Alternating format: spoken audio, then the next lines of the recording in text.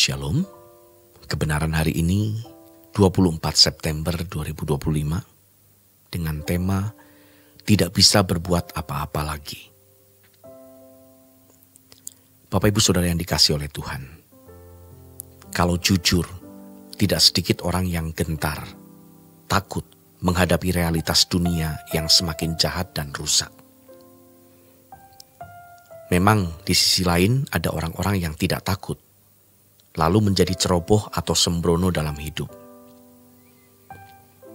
Tetapi kalau orang menyaksikan penderitaan orang lain, benar-benar menakutkan.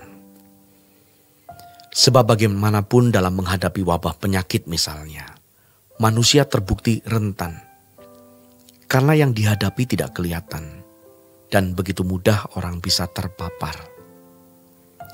Pasti banyak orang takut menghadapinya, termasuk di dalamnya orang-orang Kristen. Namun dengan adanya wabah penyakit dan bencana alam, hal ini membuka mata kita dan memberi kesadaran betapa rentannya manusia.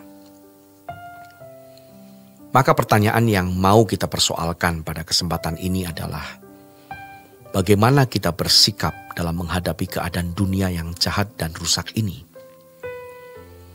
Bagaimana kita memiliki keteguhan hati dan keberanian dalam menghadapi semua kesulitan hidup? Tuhan Yesus berkata dalam Matius 10 ayat 28, "Dan janganlah kamu takut kepada mereka yang dapat membunuh tubuh, tetapi yang tidak berkuasa membunuh jiwa. Takutlah terutama kepada Dia yang berkuasa membinasakan baik jiwa maupun tubuh di dalam neraka." Dalam Lukas 12 ayat 4 juga sama. "Aku berkata kepadamu, hai sahabat-sahabatku, janganlah kamu takut terhadap mereka yang dapat membunuh tubuh dan kemudian tidak dapat berbuat apa-apa lagi." Dua hal yang penting di sini adalah Tuhan Yesus memanggil kita dengan kata sahabatku dan kalimat mereka tidak dapat berbuat apa-apa lagi. Masalah seperti sakit penyakit, bencana alam, dan lainnya hanya bisa membunuh tubuh, tapi tidak bisa berbuat apa-apa lagi. Kalau kita melihat konteks Matius dan Lukas ini, kita melihat ini juga terkait dengan kekhawatiran. Selanjutnya dalam Matius pasal 10 ayat 29-30, Tuhan berkata, "Bukankah burung pipit dijual 2 ekor seduit?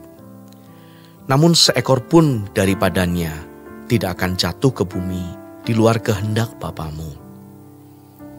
Dan kamu, rambut kepalamu pun terhitung semuanya."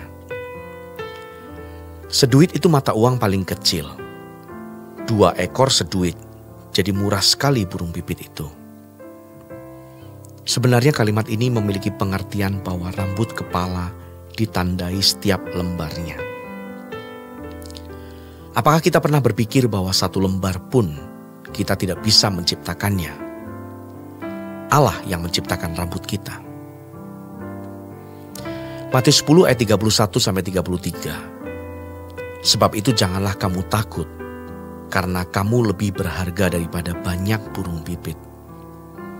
Setiap orang yang mengakui aku di depan manusia, aku juga akan mengakuinya di depan Bapa-Ku yang di surga. Tetapi barang siapa menyangkal aku di depan manusia, aku juga akan menyangkalnya di depan Bapa-Ku yang di surga." Kalau kita melihat konteksnya, sebenarnya ini sedang berbicara tentang penganiayaan. Bagaimana orang percaya waktu itu harus berani mempertaruhkan nyawa demi imannya, di mana kematian tidak ditakuti demi imannya. Dari hal ini kita bisa memetik satu pelajaran, bahwa kita ini sangat berharga di mata Tuhan. Burung pipit dapat 2 ekor dengan seduit. Jadi betapa murahnya burung pipit itu. Tetapi burung pipit itu berharga. Kalau dikatakan di sini, namun seekor pun daripadanya tidak akan jatuh ke bumi di luar kehendak Bapamu. Apalagi kita. Rambut 1 lembar pun ditandai. Jadi begitu perhatian dan kasihnya Tuhan kepada kita, maka jangan ragukan kasih Tuhan dan pemeliharaannya.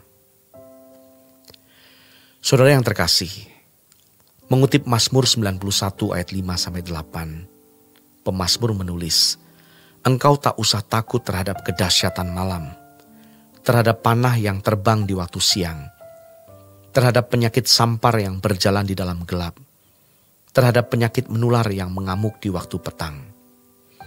Walau 1.000 orang rebah di sisimu dan 10.000 di sebelah kananmu, tetapi itu tidak akan menimpamu. Engkau hanya menontonnya dengan matamu sendiri dan melihat pembalasan terhadap orang-orang fasik." Tuhan memberikan pemeliharaan yang sempurna kepada kita. Namun ingat, bagi umat perjanjian baru, orientasinya adalah berkat kekal. Jadi bukan masalah apakah kita kena penyakit atau tidak. Tidak masalah Anda kaya atau miskin, punya anak atau tidak. Keadaan lahiriah jasmani kita tidak bisa menjadi ukuran perkenanan di hadapan Allah atau keberkatannya di hadapan Allah. Kita harus hidup bertanggung jawab dengan sebaik-baiknya, karena itu bagian kita yang harus dipenuhi. Hal yang di luar kemampuan dan kesanggupan kita, Tuhan yang akan menopang. Demikian renungan pada hari ini. Tuhan memberkati.